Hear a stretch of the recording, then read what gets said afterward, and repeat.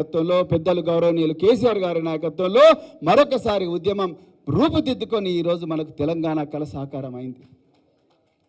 బహుజన ఉద్యమం శతాబ్దాలుగా మూతికి ముంత నడుముకు చీపురు కట్టుకొని మనుషులుగా కాదు జంతువుల కన్నా హీనంగా బతుకుతున్న పరిస్థితి నుండి మానవులందరూ ఒకటే, all men are born equal, all men are born equal అన్న ఒక నినాదాన్ని బలంగా నమ్మి, ఒక మానవ విలువను బలంగా నమ్మి ఆనాటి నుండి 1984 వరకు ఎంతో మంది మహనీయులు ఈ సామాజిక మార్పు కోసం, సామాజిక న్యాయం కోసం, అందరికీ స్వేచ్ఛ ఉండాలి, అందరికీ సమానత్వం ఉండాలి, అందరికీ సమన్యాయం ఉండాలి, అందరూ సౌభ్రాతృత్వంతో బతకాలనే ఒక రాజ్యాంగ విలువల కోసం జీవితాంతం పోరాడి వచ్చిందే బహుజన వాదం.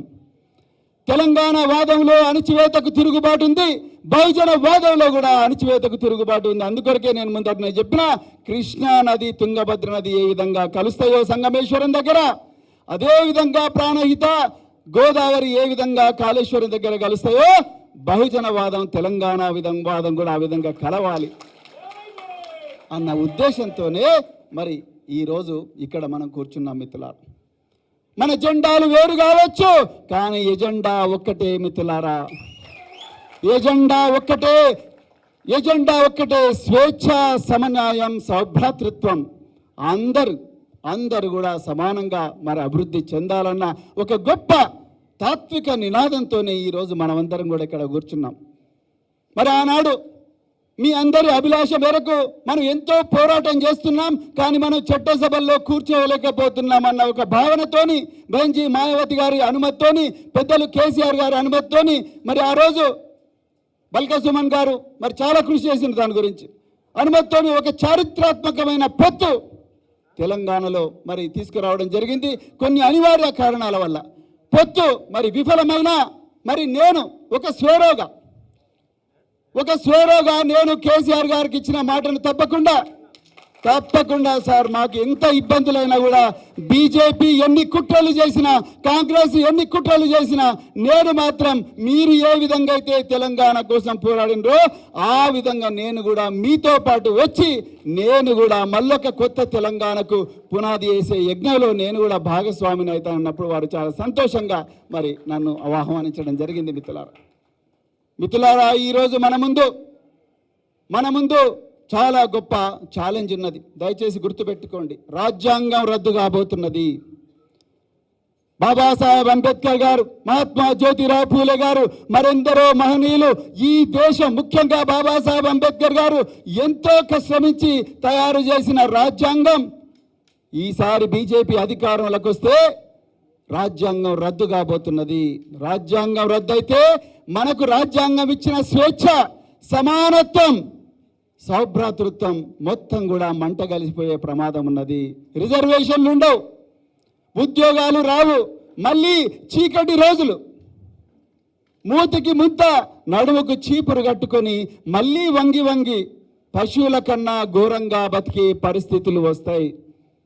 అందుకొరకే మనం గ్రామీణ ప్రాంతాల్లో మరి కఠోరమైన సైనికులుగా మారి, భారత రాష్ట్ర సమితి సైనికులుగా మారి ఎక్కడంటే అక్కడ, ఎక్కడ వీలైతే అక్కడ పోయి మన రాజ్యాంగం ప్రమాదంలో ఉన్నది, మన రాష్ట్రం పోరాడి తెచ్చుకున్న తెలంగాణ రాష్ట్రం ప్రమాదంలో పడ్డది. బడేబాయ్ నరేంద్ర మోడీ గారు, చోటేబాయ్ రేవంత్ రెడ్డి గారు వీళ్ళిద్దరు కూడా ఒకటే తానులో ముక్కలే. అందుకొరకే వీళ్ళిద్దరి నుండి కూడా తెలంగాణ తల్లిని మళ్ళీ కాపాడవలసిన చారిత్రాత్మక బాధ్యత మన మీద ఉన్నదని ప్రతి ఒక్క కార్యకర్త కూడా ఒక సిపాయిలాగా మారి గ్రామీణ ప్రాంతాల్లో చెప్పాల్సిన అవసరం ఉన్నది. మిత్రులారా, ఆనాడు కాన్షీరామ్ గారు ఏమన్నారు, మనం ఆయుధాలు పట్టాల్సిన అవసరం లేదు, ఒక సామాజిక మార్పు కోసం ఆయుధాలు పట్టాల్సిన అవసరం లేదు. బాబాసాహెబ్ అంబేద్కర్ గారు తన రాజ్యాంగం ద్వారా మనకు ఓటు హక్కు అనే ఆయుధం ఇచ్చిండు. మిత్రులారా, ఒక్కసారి గుర్తుపెట్టుకోండి, ఓటు హక్కు అనే ఆయుధం ఇచ్చి ఆ ఓటు హక్కు ద్వారానే మన జీవితాలు మార్చుకోమన్నారు. ఈరోజు మనందరి ముందు కూడా ఒక చక్కటి ఎగ్జాంపుల్ ఉన్నది.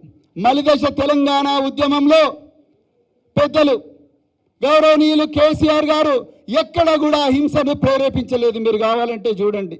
మొదటి దశ తెలంగాణ ఉద్యమంలో 369 మంది రకరకాల హింసాత్మక సంఘటనలు చనిపోతే ఇక్కడ కేసీఆర్ గారు ఏం చేసిండ్రో మనం ఎలక్షన్లనే పోరాట రూపంగా వాడుకొని, ఓట్లనే ఆయుధాలుగా వాడుకొని తెలంగాణ తెచ్చుకుందామన్నాడు. అందుకొరకే తెలంగాణ శాంతియుతంగా వచ్చింది. మిత్రులారా, ఒక్కసారి ఆలోచించండి.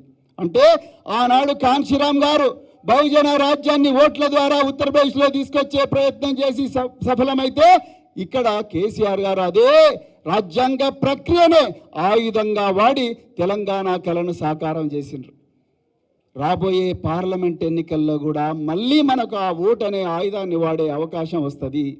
ఈ దేశాన్ని బీజేపీ నుండి విముక్తి చేయడం కోసం, ఈ రాష్ట్రాన్ని కాంగ్రెస్ నుండి విముక్తి చేయడం కోసం మళ్ళీ ఈ ఓటును మనం చక్కగా వాడుకొని తప్పకుండా మన అంటే మనం ఏ